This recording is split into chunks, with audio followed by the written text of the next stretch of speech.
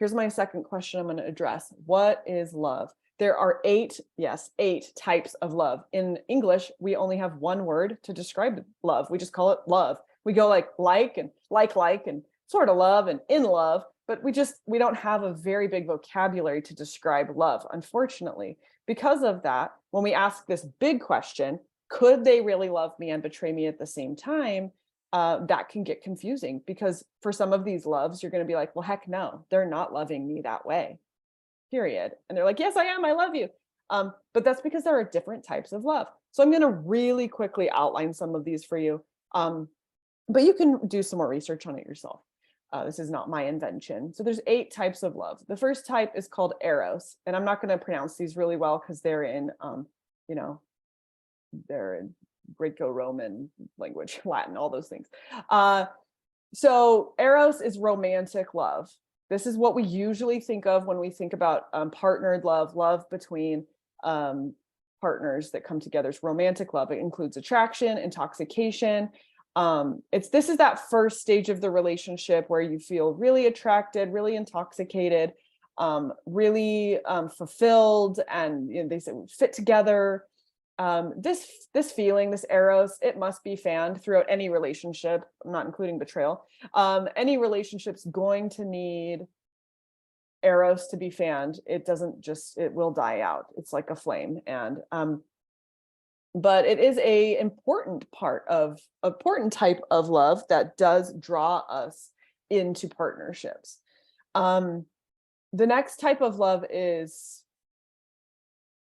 filial. Yes, filial love. That's affectionate love. That is the love that we feel between family and friends. You may have this with a romantic partner. Eros can transition into a filial love where, and that's not a bad thing necessarily. In fact, you probably want both of them in a marriage. But it is that feeling connected, feeling bonded, feeling safe, feeling comfortable, feeling friendship in affectionate filial love. There's one called storage, which is family love, parent-child. So it's a different type of family love. I might have said that wrong. It's a different type of family love, the type of love you feel between a parent and child that has zero sexual feelings whatsoever, but is bonded. It definitely has like a vertical type of relationship though.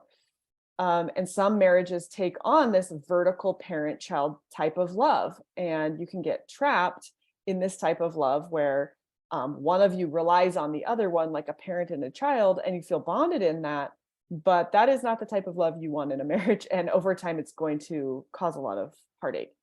But it is a type of bond. There's playful love. So playful love is the flirty love where you kind of like in American speak. I like them. It's where you're playful and you're flirty and you're having fun together. But you can have this playful love in other relationships in a safe way, right? Like you tease your kids. You might tease a brother-in-law in a non-flirty way, right? And not inappropriate. Doesn't pass that line, but maybe for you, you're like, no. And so in your relationship, especially after a betrayal, you may say, no playful love outside this marriage, right? That is not okay to tease a coworker. That does not feel good to me. That does not feel safe to me. That makes sense. And you can have boundaries around that for sure. Even if there's not a betrayal, you can have boundaries around that type of love if that doesn't feel safe to you, if that crosses a line. Different cultures, different people, different levels of integrity are going to outline that differently. And then there's enduring love, pragma. So enduring love is the deep duty. There's a feeling of duty. There's a feeling of loyalty. There's a feeling of like, I'm in this to the end type of love. And we obviously want those in our relationships. And when there's been a betrayal, it's like, no, I don't have that. You don't feel that towards me, obviously, right? There's not that same loyalty and duty and dignity that that you're looking for. There's mania, or limerence is another term that's been used for it, which is that obsessive love. Some people call this a trauma bond, but ultimately it's that obsessive. Trauma bond actually could fit a lot of different areas for those who use that term, but Mania is that like puppy love, but like the obsessive, like I've lost my complete identity. I don't have my own identity because I'm so consumed with you. And some of you may look at your relationship and think, gosh, that's how mine started. We were definitely in this limerence type space, or a mania obsessive love. And that's not a death sentence to the relationship, but it's not something that we want to continue building in a relationship that we want to have last a very long time. There's then agape, which is charity or universal love. And this is like, I'm a human, you're a human, and I have this deep universal love and charity for this person. And then there's, and I can't say it, but there's self-love. I don't know how to pronounce it. There's also that self-love. That's different. That's not narcissism. Narcissism is empty, selfish, maybe self-obsession and selfishness, and aggrandizing. Not narcissism, but a self-love that is self-compassionate, that sees oneself as a human, etc. So again, this is the short version, but there are all these different types of love. And as you hear this, you may think, maybe my partner loves me in one way and I love them in a different way, and they can betray me while loving me in one way. And they may not be lying. And that's why my intuition is picking up truth here when they say, no, I do love you. And you're like, gosh, that feels real. Because they might love you in one way, but not in another way. Okay. They might love you like a friend, but not like a lover. And you are saying, well, you don't love me. And part of it may be in these different nuances of what love means. And I'm not trying to say you should just believe them then, obviously. Go to your intuition. But what I am hoping to do is help you sort out if you've got an intuition that's saying, well, he seems very honest and he does seem like he loves me. He might love you with the capacity that he has to love. And that might be in one of these different types of love. But it's not the enduring love that you may have experienced for him, or the affectionate love, or the romantic love that you experience for him or her that you're sensing in return. And that makes sense. Okay. So you make sense and your intuition makes sense. If they're saying, I love you, and you're not getting it, you make sense. They're not loving you the way that you're loving them. Okay. Okay. The next question I want to just touch on really quickly is this compartmentalization. I hear that often kind of as an excuse often for certain people of like, well, that's how these people are. They just compartmentalize everything. They just live, the world is in these different boxes. And so they can just put you in one box and then I'm in a different box. Now, if someone has some sort of neurodivergence, such as ADHD, yes, or addiction, substance addiction, yes, there is compartmentalization that occurs there. And that's something to consider, that compartmentalization does exist. Trauma, if you have trauma, you can do a lot of compartmentalization, a lot of dissociation or disconnection from the other person. And your partner may have a lot of childhood traumas. They may have a lot of young adulthood traumas that lead them to compartmentalize their world. Again, as I mentioned before, I believe that seeking out pornography as a child is traumatizing. Because it is full of violence and misogyny and sexism and a whole bunch of other things that if you're exposed to over and over again, that's a scary world to live in. So, and I'm not saying that to give anybody excuses. I'm not giving excuses. I'm saying these are the issues that need to be resolved. So your partner may compartmentalize. They may also use that as an excuse. This type of compartmentalization may look like, when I'm with you, when like out of sight, out of mind, when I'm with you and I see you, I do feel that love for you. When I'm not with you, you disappear, you don't exist anymore. We know, we don't know the exact numbers, it keeps changing. When I was trained, we knew that ADHD in the broad population was like, they used to say like 5%, something like that. But in those who have compulsive sexual problems, it's around 30 to 40%. So there may be, but now they're saying it could be like 60% or more, and that these are very tied together. So I don't know the exact numbers right now. I think it's still being researched.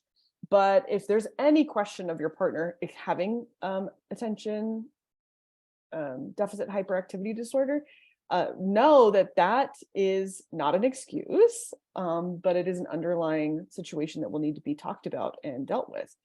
Because there can be that compartmentalization, and they can genuinely love you in your presence and then forget about your existence. The same can be true for some traumas. Again, not an excuse, something to be dealt with and either resolved if it's a trauma situation, or navigated and managed if it's something else.